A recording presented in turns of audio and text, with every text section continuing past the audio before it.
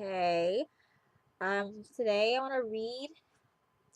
one of these poems from the Shout. I really love this poem, so I hope you guys like it. To his lost lover. Now they are no longer any trouble to each other. He can turn things over, get down to that list of things that never happened. All of the lost, unfinishable business. For instance, for instance, how he never clipped and kept her hair or drew a hairbrush to that style of hers,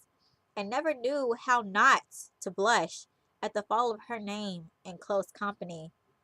How they never slept like buried cutlery, two spoons or forks cupped perfectly together, or made the most of some heavy weather, walked out into hard rain under sheet lightning, or did the gears while the other was driving. How he never raised his fingertips to stop the segments of her lips from breaking the news, or tasted the fruit, or picked for himself the pear of her heart, or lifted her heart to where his own heart was a small, dark, terrified bird in her grip, where it hurt, or said the right thing, or put it in writing, and never fled the Black Mile back to his house before midnight, or coaxed another button of her blouse, then another, or knew her favorite color, her taste, her flavor, and never ran a bath or held a towel for her, or soft soaped her, or whipped her hair into an ice cream cornet or a beehive of lather, or acted out of turn or misbehaved when he might have, or worked a comb where no comb had been, or walked back home through a black mile hugging a punctured heart, where it hurt,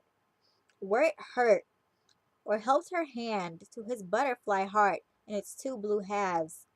and never almost cried, and never once described an attack of the heart, or under a silk shirt, nursed in his hand her breast, her left, like a tear of flesh, wept by the heart, where it hurts,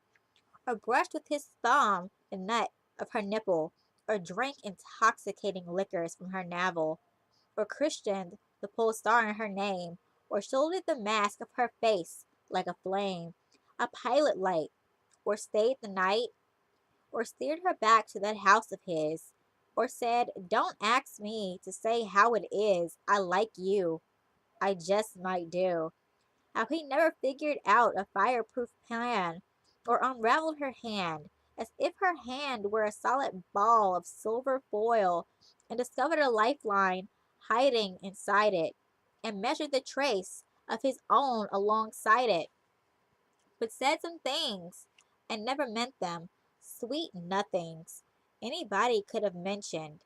and left unsaid some things he should have spoken about the heart, where it hurt exactly and how often.